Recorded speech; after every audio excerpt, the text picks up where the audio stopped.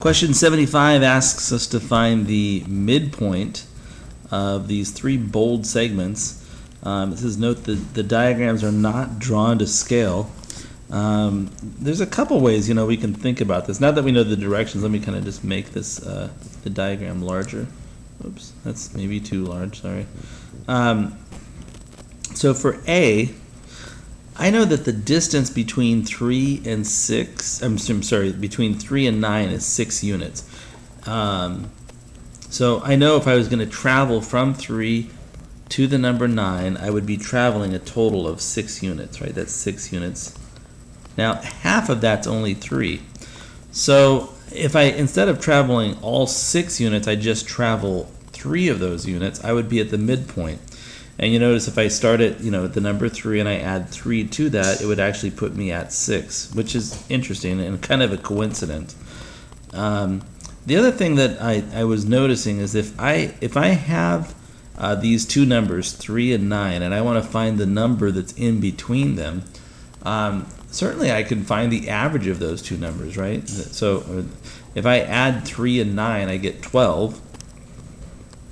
And half of that 12 is 6 as well. So, I can think about it, I'm traveling a total of 6 units, so then only travel half of that. Instead of traveling all 6, I'm just going to travel 3, and I land at 6. Or the average of 3 and 9, notice I'm taking 3 plus 9 over 2, which is equal to 12 over 2. And that's 6. So the midpoint for A is 6. This is definitely 6 units, or at the location 6. The next one, if I go from -1 all the way to 7, that's a difference of 8 units. I travel 8 units here. So from -1 all the way to 7 is 8 units.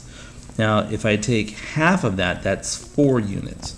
So instead of traveling all 8 units, I could just travel 4 units. And if I do that, let's see, from -1, if I travel 4 units, that should put me at a +3, right? Because -1 plus 4 equals 3. So that should put me at a value of 3. So 3 is the middle here. And I want to point out that if I think about it as the average again, right?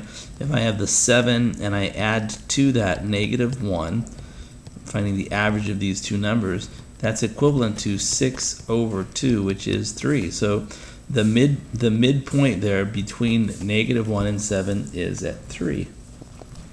And then finally for C, I'm traveling all the way from -15 up to +2, and that is quite a journey. That's a total travel of 17 units. I know that because it takes 15 units to get to 0 and then 2 more to get to 2. So 15 plus 2 is 17. But also, if I want to figure that out, I can go 2 minus the -15, which is equal to a distance of 17 units. Now, traveling 17 units, I don't want to travel all 17 units. I want to just travel half of them. Half of 17 units, let's see, it's 8.5, I think. 8 1/2, or is that wrong? 16 plus 1, I think that's right. So 8.5 units. All of a sudden now this seems difficult to me because I don't want to take -15 and add 8.5 to that, because I'm still going to be in the negative land.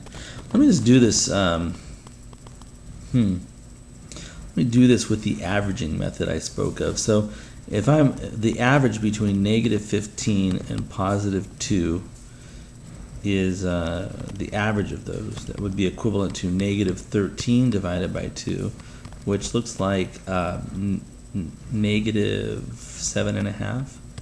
Whoops, sorry about that. -7.5. So I think the middle right there is going to be at -7.5. And if I, -7.5. Interesting, -7.5. And if I was thinking about this now, let's say I've got a -15, and I want to subtract 8.5 from that.